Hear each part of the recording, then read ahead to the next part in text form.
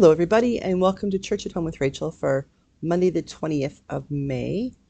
For those of you who are watching from Canada, this is the long weekend, Victoria Day weekend. And I'm not sure if this weekend is Memorial Day for you folks in the States, but it's still the sort of the same purpose for my video. I want to talk about statutory holidays and things like that. So in Canada, this is the May long weekend, the statutory holiday. And we have plenty of those. Let's see, in January, of course, we have New Year's Day. In February, we often have, in many of our provinces, have a family day, sort of like the third Monday of the month, I think, around about there. For some provinces, it's Family Day. Other provinces, they have a different choice, but it sort of cropped up a few years ago, and well, probably about 10 years ago, and it's now sort of a thing. In March, I don't know that we have a specific set date. In April, same thing, but we still have Easter. So sometimes Easter is in March or April. And then we often have Good Friday, of course, off, and sometimes Easter Monday. So there's a stat in there. May, we have the long weekend. June, don't think we have anything. July, we have July 1st. It's sort of like Americans have July 4th. August, we have the civic long weekend. So the first Monday in August becomes a long weekend. And different provinces do different things like that. It's like provinces will pick like a Heritage Day or something like that. Sometimes it's just a civic holiday. In September, of course, we have the first Monday of September is Labor Day. In October, Canada has Thanksgiving. In November, we have, for federal employees and some other places, we have Remembrance Day, which is November 11th for us. I think probably the comparison there would be that's what American Memorial Day would be. Only for us is very solemn. There's no fireworks. There's no, it's not a long weekend in a way that it's attached to a weekend. And Remembrance Day falls on November 11th, and whatever day of the week that is the day that the banks, the post office, things like that are closed, and we acknowledge, we don't celebrate, we acknowledge. Of course, Christmas then in December. So we have almost all of our months have statutory holidays of one form or another in Canada. Now, there is a push on, and I'm not sure which demographic it is, but suggesting that there should be a statutory holiday in every month. We've also had conversations back and forth. They prop up once in a while and come back usually around elections, around a shortened work week, that maybe people should only have to work 4 days a week instead of 5, which completely ignores those people who have to work 6 or 7 hours a week, whether it's because they're doctors and they're on call, they're military members, or they're simply those members of our society who have not got such gainful employment that pays them well enough that they're able to simply work one job. Many people have to work multiple jobs, whether it's a full-time and part-time or multiple part-time jobs, so they don't really get any days off. But the sort of norm is a 5-day work week, generally 9 to 5, 8 to 4. It works out to about 37.5 hours a week because you don't get paid for your half hour, lunchtime.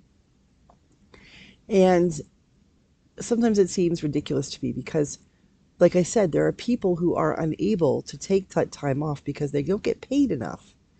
Between companies downsizing and using more technology or shifting their warehouses or their manufacturing or their head offices to other countries in the world, people lose their jobs.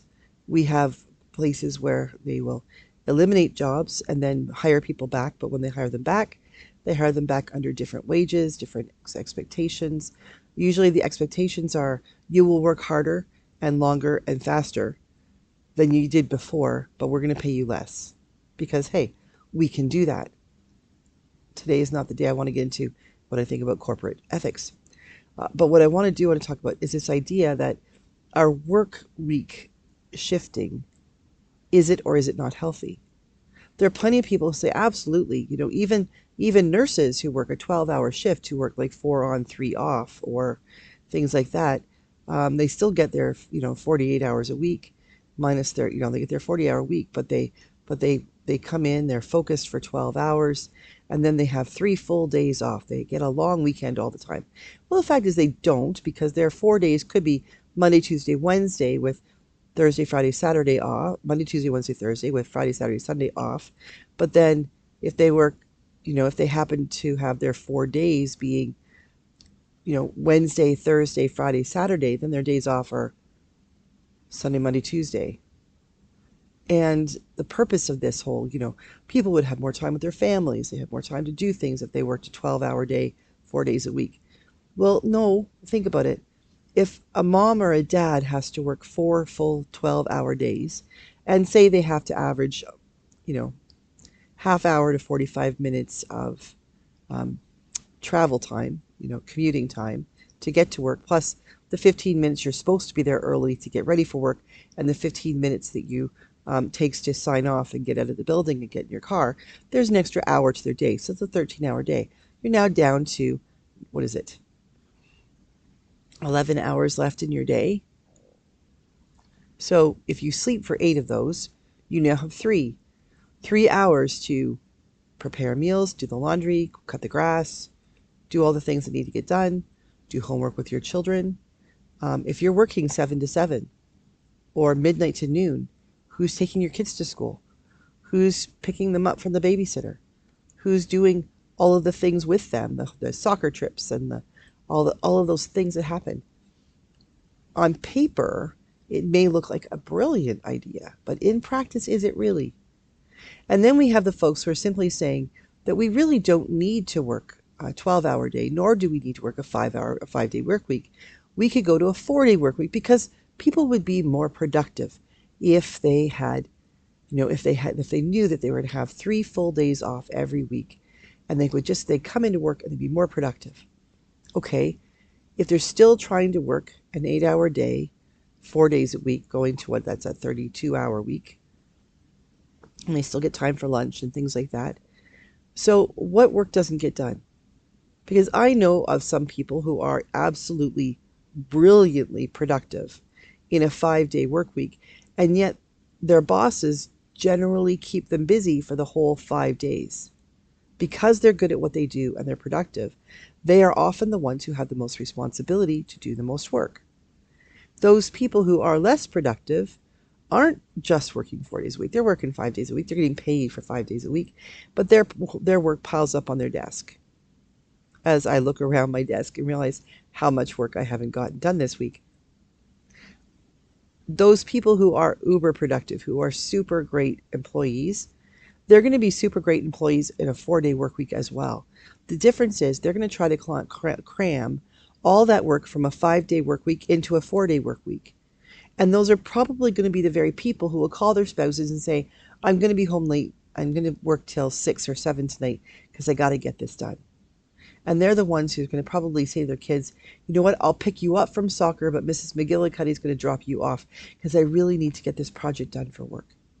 Because people who are really productive and are loyal to their workplaces are often the very people who get the most work done, but they're also the very people who are going to say, yes, this is important to me and I'm going to put my time and effort into it, which is what employers count on, isn't it? Really? When I was working for the bank and I only got paid till half hour after we closed, my employer did not expect me to simply go home at 3:30 because, hey, I'm not being paid anymore. They expected that I would be there until the cash was counted, everything was balanced, any mistakes were fixed. We worked together. That when I was often there till 4:30, unpaid, because I was one of those employees that would not walk away simply because it was time to clock out. I needed to finish doing right what I started. And now we can have arguments about, that's the problem and that's why people need unions and stuff, because of people like you, because they push the system and allow the bosses to get away with things. But at the end of the day, isn't pretty much everything we do customer service?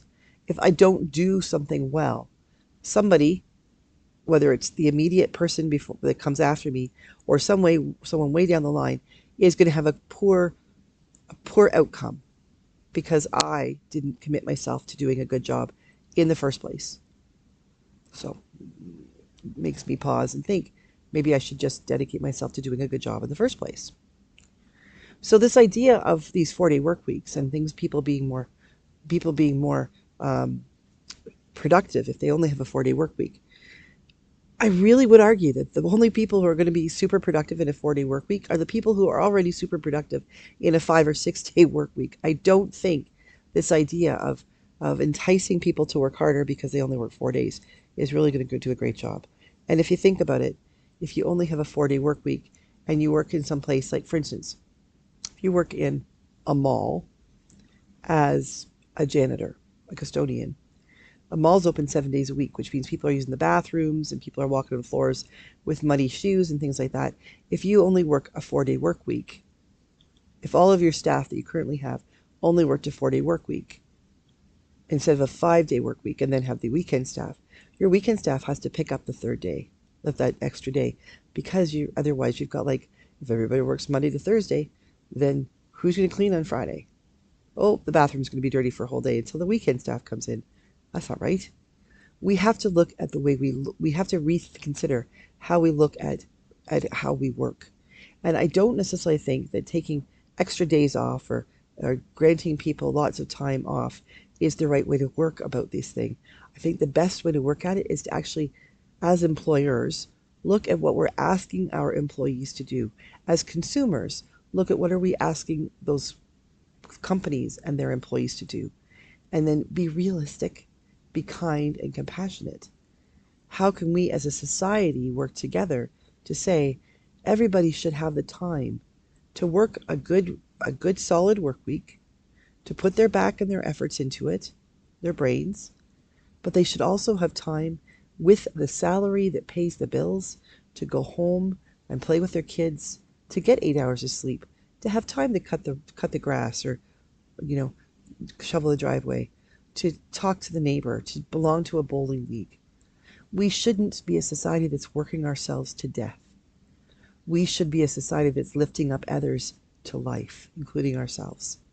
So as you go about your week, and for many of us, a shortened week, not really a short week for me, I don't really take stat holidays because Sundays are never off. So there's no holiday, there's no long weekend there. And my work just keeps piling on. So I know, physician heal thyself, I'll figure it out. But in the meantime, for those of you who are able to take a day off today, wherever you might be, enjoy it. Don't worry about tomorrow. Don't worry about your work. And when you get in tomorrow, work hard, work smart. Get that work that needed to be done on Monday done on Tuesday and Wednesday and Thursday and Friday. And make sure that when you go home on Friday, you can go home to your family and your kids and say, here I am. I'm ready to be with you for the weekend. I'm focused. I'm paying attention to you. The work will wait till Monday, or whatever your week looks like. Have a great Victoria Day or Memorial Day or whatever your day might be. God bless you, and I will see you again tomorrow for Church at Home with Rachel.